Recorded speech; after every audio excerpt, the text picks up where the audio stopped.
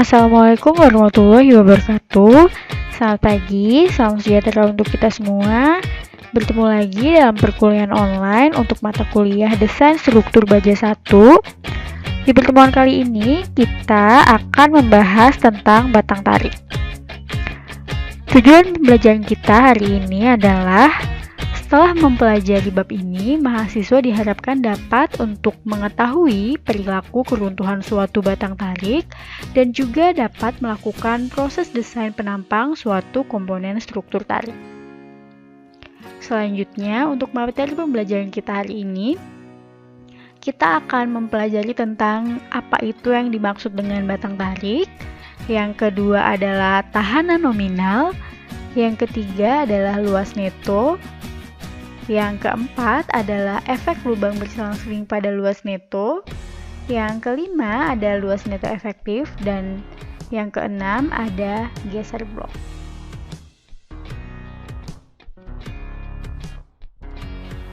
Mengapa kita perlu mempelajari batang tarik? Tentu saja karena elemen ini banyak dijumpai di banyak konstruksi baja. Kita akan lihat seperti apa batang tarik pada struktur sipil. Namun sebelum itu, kita perlu tahu dulu apa yang dimaksud dengan batang tarik itu sendiri. Mari kita lihat. Gaya tarik dapat didefinisikan sebagai batang-batang dari struktur yang dapat menahan pembebanan tarik yang bekerja searah dengan sumbunya. Gaya tarik ini sangat efektif untuk menahan beban. Gaya tarik biasanya berupa profil tunggal maupun profil ganda. Dapat kita lihat pada gambar, batang tarik berada di bawah sini. Mari kita lihat lebih detail seperti apa batang tarik. Batang tarik biasanya kita temui pada rangka batang di atap. Jadi batang-batang tarik tentu saja menerima gaya tarik. Bisa kita lihat batang tarik di gambar. Batang tarik berada di bagian bawah pada konstruksi rangka atap. Seperti ini, batang tariknya juga berada di bagian bawah. Selanjutnya, batang tarik juga bisa kita temui pada struktur penggantung pada jembatan. Bisa kita lihat bagian penggantung jembatan di sini. Ini adalah elemen batang tarik yang ada pada struktur penggantung di jembatan. Batang tarik juga bisa kita temui di batang sekunder pada dinding berusuk atau bracing. Di bagian di sini ataupun di bagian ini. Selanjutnya, jika tadi di atap, batang tarik di jembatan dan menara juga bisa dilihat pada ilustrasi berikut. Jadi batang tariknya berada di sini untuk rangka batang di jembatan, lalu untuk menara itu ada di bagian ini. Oke, selanjutnya kita akan berbicara tentang tahanan nominal. Sebelumnya, kita telah belajar tentang konsep LRFD yang didasarkan pada tegangan izin. Tahanan nominal ini merupakan tahanan yang sebenarnya dari suatu penampang. Tahanan nominal suatu penampang struktur harus lebih besar. Ini, tegangan nominalnya harus lebih besar daripada TU. Atau beban aksial terfaktor yang diterimanya. TU kurang dari Pi dikali Tn, yang artinya beban harus lebih kecil dari tahanan nominalnya. Jelas ya, jika bebannya lebih besar, sudah pasti struktur yang kita rencanakan tidak kuat untuk menahan beban tersebut. Kita lihat, TU kita tentukan sesuai dengan beban yang bekerja dikalikan dengan faktor beban. Sedangkan Pi di sini merupakan faktor reduksi atau faktor tahanan yang didapatkan dari persyaratan dalam hal ini Standar Nasional Indonesia. Nilai Pi juga berbeda sesuai dengan analisis yang akan dilakukan. Untuk komponen struktur tarik pada kondisi leleh, pi-nya adalah 0,9 dan fracture adalah 0,75. Lalu, bagaimana dengan tahanan nominalnya? Nah, untuk mencari tahanan nominalnya, sebelumnya ini adalah faktor tahanan ya untuk komponen struktur yang memikul gaya tarik aksial. Ini ada 0,90 dan 0,75 nilai pi-nya. Oke, selanjutnya kita bahas tentang tahanan nominal. Bagaimana mencari tahanan nominal? Jadi, suatu elemen pada struktur, khususnya tarik, bisa mengalami keruntuhan atau kegagalan yang dapat terjadi di daerah sambungan dan juga luar sambungan. Nah, dalam menentukan kekuatan nominal atau tahanan nominalnya suatu batang tarik, kita harus memeriksa terhadap 3 macam kondisi keruntuhan. Nah, dari 3 kondisi ini, nanti kita pilih mana yang menentukan untuk kita ambil sebagai tahanan nominal. Jadi ada 3 kemungkinan yang terjadi pada batang tarik saat dia gagal. Ya, yang 3 kondisi ini adalah leleh, fraktur, dan juga geser blok. Nanti kita akan bahas satu persatu bagaimana cara menghitung kuat nominal dari 3 kondisi ini. Kita bahas dulu. Nah, ini mekanisme runtuh akibat tarik, kira-kira bisa diilustrasikan seperti gambar ini. Jadi ada leleh, dia jauh dari sambungan, jadi gagalnya itu di luar sambungan, di sini ya. Sedangkan untuk fraktur dan geser blok itu terjadi di sambungan. Contohnya fraktur yang seperti ini, bisa juga seperti ini. Sedangkan geser blok itu seperti ini. Dan juga seperti ini. Nanti kita bahas lebih lanjut. Yang pertama adalah kondisi leleh, di mana kegagalan yang terjadi pada struktur tarik itu terjadi jauh dari sambungannya. Jadi di sini sambungannya dan gagalnya itu di sebelah sini. Nah, tadi kita mengetahui kondisi ini untuk menghitung kuat nominal dari penampang struktur tarik. Nah, untuk mencari tahanan nominal dalam kondisi leleh, itu ada rumusnya, yaitu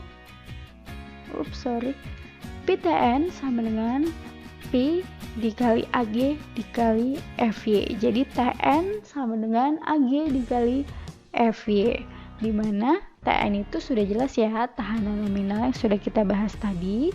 Sedangkan AG ini adalah luas penampang bruto atau luas penampang kotor, dan FY adalah tegangan leleh dari baja sesuai dengan mutunya. Sangat mudah untuk menghitung tahanan nominal pada kondisi leleh tadi. Jangan lupa Pi-nya adalah Pi pada kondisi leleh, yaitu 0,90. Kondisi yang kedua yaitu kondisi fraktur atau putus dari luas penampang efektif pada daerah sambungan. Jadi, pada batang tarik yang mempunyai lubang, pada daerah penampang yang berlubang tersebut, bentuk tegangan tariknya itu tidak linier, sehingga terjadi konsentrasi tegangan pada tepi lubang. Dan hal ini dapat menyebabkan putus di daerah sambungan. Putus atau fracture bahasanya, atau retak. Jadi jangan heran nanti kalau kalian searching fracture itu yang muncul patah tulang gitu ya. Hampir sama. Lalu kondisi fraktur atau putus dari luas penampang efektif pada daerah sambungan ini, kita bisa lihat ilustrasinya pada gambar. Jadi putusnya adalah di daerah sambungan. Ya, seperti ini, bisa seperti ini, mengikuti pola dari baut atau alat pengencang yang digunakan. Bisa lurus, bisa berbentuk zigzag. Jadi di sini ada contohnya. Nah, fraktur itu adalah retak di bagian sini. Jadi gagalnya itu adalah retak di bagian sambungannya. Nah, untuk menghitung tegangan nominal pada kondisi fraktur atau putus, rumusnya adalah AE dikali FU. Kalau tadi yang kondisi leleh ada AG dikali FY, kalau yang kondisi fraktur atau putus itu ada AE dikali FU, di mana AE adalah luas penampang efektif, sedangkan FU adalah tegangan tarik putus. Lalu bagaimana cara menghitung AE? Nanti kita akan bahas. Untuk menghitung AE kita butuh AN. Untuk menghitung AN akan kita bahas pada slide selanjutnya. Oke, ini tadi ya sudah dibahas. Di sini ada P-nya, faktor reduksinya. Berbeda dengan kondisi leleh, kalau kondisi leleh 0,9 dan kondisi fraktur itu nilainya 0,75.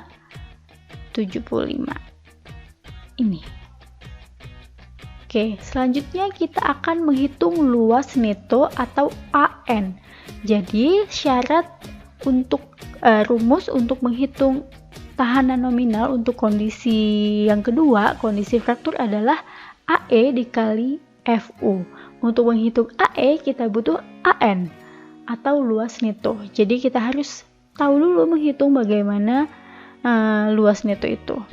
Nah, luas neto itu merupakan luas penampang batang tarik yang dikurangi dengan lubangnya gitu. Nah, persyaratan untuk luas neto itu sendiri tidak boleh diambil lebih kecil dari 85% luas bruto. Ini ya, ini salah, harusnya lebih kecil. AN harus lebih kecil sama dengan 85% AG.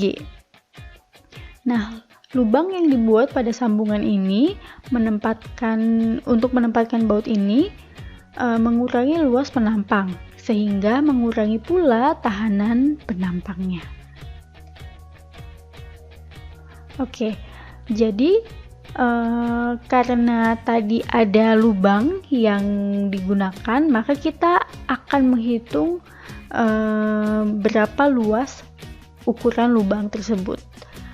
Oke, jadi di sini kita memiliki ukuran lubang paku atau baut, di mana ketentuannya untuk diameter lubang pada batang tarik yang sambungannya menggunakan paku atau baut itu jika diameternya kurang dari 24 mm, maka diameter lubangnya ditambah 2 cm untuk perhitungannya. Nah, dan kalau lebih dari 24 itu ditambah 3 cm.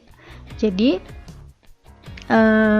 harus ditambahkan sesuai dengan diameter yang digunakan untuk alat sambung di batang tarik tersebut. Oke, selanjutnya kita akan membahas bagaimana cara menghitung luas neto dari batang tarik. Contohnya seperti ini. Jadi ada sebuah penampang dengan plat 6 dikali 100 mm dan juga lubang baut 19 mm. Pertama, kita harus tahu luas kotornya terlebih dahulu. Jadi luas bersih adalah luas kotor dikurang dengan lubang bautnya tadi. Oke, luas kotornya jelas ya, panjang dikali tebalnya. Ups. Oke, lalu lebar lubangnya adalah 19. Jadi lubang bautnya berdiameter 19. Tadi ketentuannya ya, kalau misalnya kurang dari 24 maka dia ditambah 2, tapi kalau lebih dari 24 dia ditambah 3. Karena ini diameternya 19 maka akan kita tambah 2. Jadi lebar lubangnya adalah 21. Sehingga luas neto atau AN-nya itu adalah AG dikurang lebar lubang dikali tebal plat, atau AG dikurang dengan lebar lubangnya. Di sini ya, lebar lubang. Kenapa tidak pakai 1/4 pi kuadrat atau pakai luas lingkaran? Jadi, jika dilihat dari samping, penampangnya itu seperti ini. Jadi, yang berkurang itu bentuknya adalah persegi panjang, tetap persegi panjang. Maka pengurangannya pun adalah bukan rumus luas lingkaran, tapi menggunakan luas persegi panjang, di mana lebar dikali tebal platnya atau panjang dikali lebar. Oke, jadi kita sudah tahu AG-nya dari sini, lalu lebar lubangnya ini 21 dikalikan dengan tebal platnya 6, maka kita dapat 474 mm persegi. Lalu jangan lupa bahwa kita punya syarat nih ya, AN harus kurang dari 85% AG. Jadi AN yang sudah kita hitung tadi harus kita periksa syaratnya, apakah dia kurang dari 85% AG atau tidak. Oke, jadi 85% dari AG nilainya adalah 510 mm persegi. Sedangkan luas neto yang kita hitung adalah 474 mm persegi. Jadi dia harus lebih kecil dari 85% dikali AG. Hasilnya adalah 474 alias lebih kecil. Berarti A netonya itu oke. Jadi A netonya yang kita ambil adalah 474. Nah, selanjutnya adalah menghitung luas penampang neto pada sambungan las. Kalau pada sambungan baut tadi ada lubangnya untuk meletakkan bautnya. Tapi kalau pada sambungan las, luas penampangnya tidak berkurang. Maka A neto untuk sambungan las itu sama dengan A grossnya, atau A neto sama dengan AG. A grossnya, luas penampang bersih, sama dengan luas penampang kotornya. Jadi yang sambungan las itu dia lebih mudah untuk menghitung AN-nya. Oke, selanjutnya kita akan membahas tentang efek lubang berselang-seling pada luas neto. Jadi untuk luas penampang bersih pada sambungan baut yang lurus dengan yang zigzag itu akan berbeda. Kalau tadi yang lurus rumusnya hanya AG dikurang dengan lebar lubangnya atau luas lubang dikali tebalnya ya tadi. Tapi kalau berselang-seling kita harus menentukan potongannya, baru dihitung dengan rumus yang ini, yang zigzag. Jadi AG dikurang N dikali D dikali T ditambah dengan sigma S dikali T dibagi 4U, dimana S ini adalah jarak antar sumbu lubang pada arah sejajar, sedangkan U itu adalah jarak antara sumbu lubang yang tegak lurus.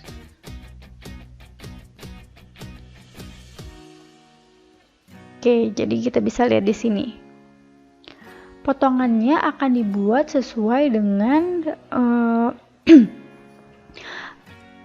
pola dari si bautnya itu sendiri.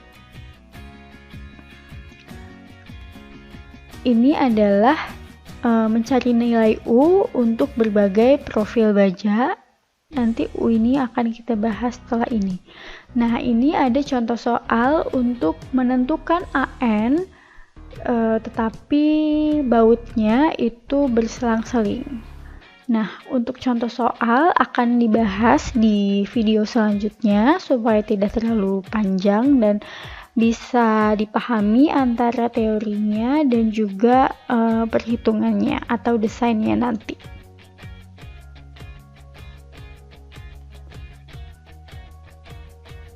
Selanjutnya, setelah kita menghitung AN, maka kita menghitung U.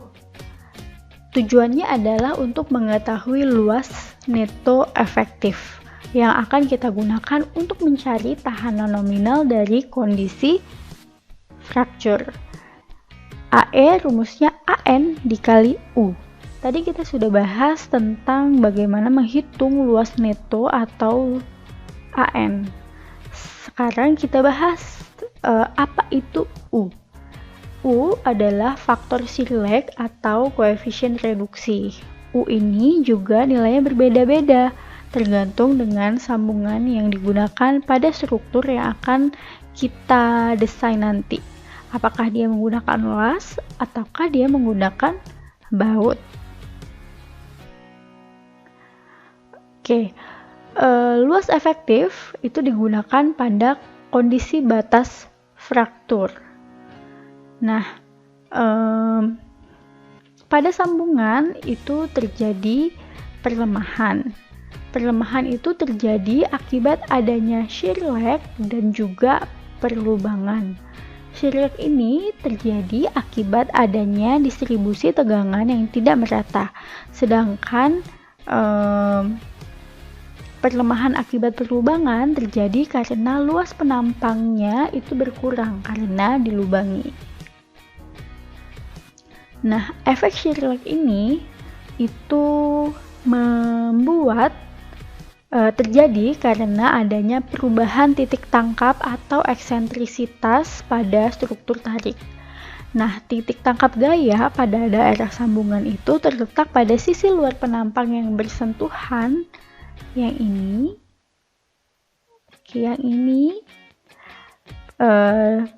dengan elemen bagian komponen struktur yang disambung. Jadi, shear lag itu terjadi akibat adanya perubahan titik tangkap atau eksentrisitas akibat dari beban yang tidak merata atau tegangan tarik yang tidak merata. Oke, faktor shear lag atau U ini itu diambil nilainya terkecil antara 1 dikurang X bar per L kurang dari 0,9, di mana X adalah eksentrisitas sambungan dan L adalah panjang sambungan dalam arah gaya tarik. Nah, X ini adalah jarak tegak lurus arah gaya tarik antar titik berat penampang komponen yang disambung dengan bidang sambungan. Jadi ini adalah jarak tegak lurusnya. X ini nanti akan diketahui dari tabel baja. Jadi ada nilai eksentrisitasnya. Jadi kita tidak perlu menghitung jaraknya, kita langsung dapat dari tabel baja. Sedangkan yang L itu adalah panjang sambungan dalam arah gaya tarik, yaitu jarak antara dua baut yang terjauh pada suatu sambungan atau panjang las dalam arah gaya tarik. Jadi L ini adalah bukan jarak keseluruhannya, tapi jarak terjauh antara baut yang satu dengan baut yang lainnya. Nanti kita akan lihat di contohnya. Oke, ini adalah cara menghitung X bar pada penampang yang berbeda. Jadi ada profil L, tetapi ganda itu akan berbeda menghitung X barnya atau eksentrisitasnya. Ini untuk penampang IWF. Oke, tadi yang sudah dibahas, eksentrisitas atau X itu didapatkan dari tabel baja. Maka sangat penting untuk mempunyai tabel baja supaya kita lebih mudah. Nah, cara melihatnya adalah di kolom yang ada abjad E kecil, itu adalah nilai eksentrisitasnya. Misalnya untuk profil L 50-55, maka eksentrisitasnya adalah 1,4 cm. Ya, ini dalam centimeter. Oke. Nah, selanjutnya shear lag pada sambungan las. Shear lag pada sambungan las atau U pada sambungan las untuk batang tarik itu dapat ditentukan dengan 3 syarat ini. Jadi ada yang U bernilai 1 untuk L lebih dari 2W. Sedangkan U 0,87 untuk untuk L yang lebih besar dari 2W dan kurang dari 1,5W. Sedangkan yang 0,75 adalah L-nya itu lebih besar dari 1,5W dan kurang dari W. Di mana L adalah panjang las dan juga W adalah jarak antar las memanjang atau lebar platnya. Selanjutnya kita akan membahas kondisi yang ketiga, yaitu keruntuhan geser blok. Jika tadi kita sudah membahas yang pertama kondisi leleh, yang kedua kondisi fraktur, dan yang ketiga adalah kondisi geser blok. Untuk kondisi geser blok ini, jadi kegagalannya terjadi karena robeknya suatu blok plat baja pada daerah sambungan. Berbeda dengan tadi yang fraktur, dia hanya retak saja, tetapi kalau yang geser blok ini dia sobek di satu blok pada sambungannya. Lalu mode kegagalan pada geser blok itu ditahan oleh penampang pada batas daerah yang diarsir. Jadi kegagalannya itu akibat hanya ditahan pada bagian ini saja, akhirnya bagian ini akan terlepas. Nah, pada bagian yang diarsir ini, yang berwarna kuning ini, jadi ada dua tegangan. Yang pertama adalah tegangan tarik, di mana tegangan tersebut terjadi pada penampang tegak lurus sumbu batangnya, jadi yang merah ini.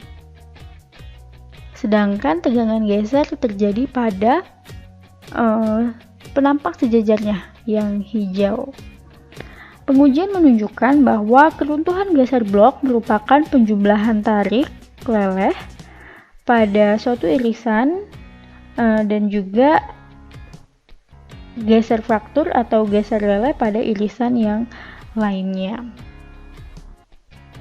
Nah, ini dia gambar atau contoh yang bisa mengilustrasikan seperti apa keruntuhan geser blok. Jadi dia runtuhnya atau gagalnya itu adalah sobek satu blok dari sambungannya. Berbeda dengan fraktur tadi ya, fraktur hanya retak saja. Nah, ini tadi, jadi keruntuhannya bisa terjadi pada akibat adanya tegangan geser pada tegak lurusnya, dan juga tegangan tarik pada tegangan geser itu sejajar, lalu tegangan tarik itu tegak lurusnya ya. Ini shear dan ini tension di sebelah sini. Oke, ini adalah keruntuhan geser blok yang bisa terjadi pada sambungan baut. Sedangkan ini adalah keruntuhan geser blok yang bisa terjadi pada pelat yang disambung dengan las. Oke, untuk menghitung tahanan nominal pada kondisi geser blok, ada dua kondisi atau dua persamaan yang bisa dihitung. Jadi penentuannya, sebelum kita menggunakan apakah dia geser leleh tarik fraktur atau geser fraktur tarik leleh, kita harus memeriksa terlebih dahulu terhadap syarat ini. Jadi apakah FU dikali ANT-nya lebih besar dari 0,6 dikali FU dikali ANV atau lebih kecil? Jika lebih besar atau sama dengan dari 0,6 dikali FU dikali ANV, maka berarti dia geser leleh tarik fraktur, yang rumusnya ada di bagian yang kuning. Sedangkan kalau lebih kecil berarti dia geser fraktur tarik leleh, yang ditujukan dengan yang hijau ini rumusnya. Oke, di sini ada AGV dan ANV di sini. Jadi V ini menunjukkan tegangan geser yang sejajar tadi, sedangkan yang T itu adalah menggambarkan tegangan tarik yang tegak lurus. Kita akan bahas nanti di contoh soalnya supaya bisa membayangkan. Tadi sudah diberi contohnya, tapi biar lebih terbayang lagi, kita akan menyelesaikan soalnya. Nah, ini contoh soalnya, nanti kita akan bahas di video selanjutnya. Nah, untuk lebih memberikan gambaran seperti apa geser blok, akan ada video setelah ini tentang geser blok.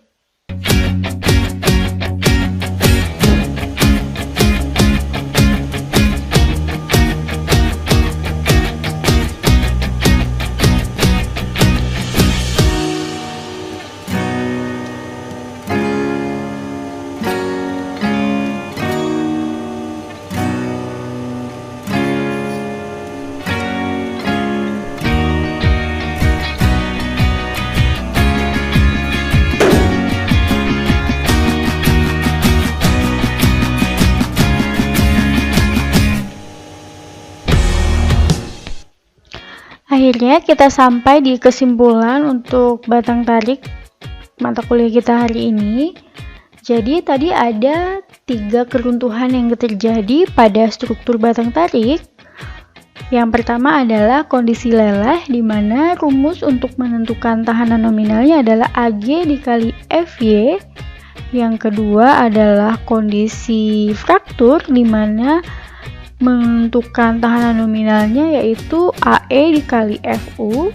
Sedangkan geser blok itu kita harus tentukan dulu apakah dia geser leleh tarik fraktur dan geser fraktur tarik leleh dengan rumus yang ada di sini masing-masing.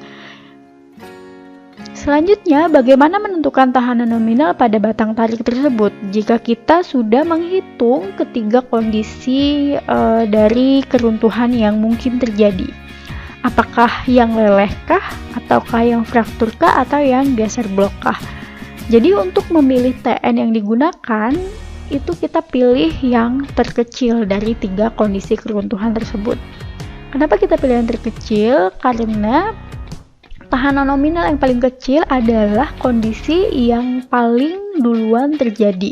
Jadi misalnya dari kondisi leleh, fraktur dan geser blok itu yang terkecil adalah fraktur, maka kemungkinan terjadinya keruntuhan itu adalah fraktur duluan. Yang paling duluan adalah fraktur dibanding leleh dan geser blok. Maka yang kita ambil adalah yang fraktur dulu. Kalau misalnya kita mau ambil yang paling besar, geser blok dulu, tapi ternyata yang runtuh duluan itu kondisi fraktur, maka itu akan sangat berbahaya. Maka untuk menentukan tahanan nominalnya, kita pilih yang minimum atau yang paling kecil dari 3 kondisi keruntuhan yang terjadi, antara leleh, fraktur, atau geser blok. Oke. Ini akhir dari video perkuliahan mata kuliah struktur baja 1. Mudah-mudahan bisa dipahami. Jika ada yang tidak dipahami atau kurang dipahami, silakan bertanya melalui Spada, atau boleh tanya langsung ke saya, atau boleh komen di video ini di bawah. Oke. Sampai ketemu di video pembahasan soal selanjutnya. Terima kasih. Saya akhiri. Wassalamualaikum warahmatullahi wabarakatuh.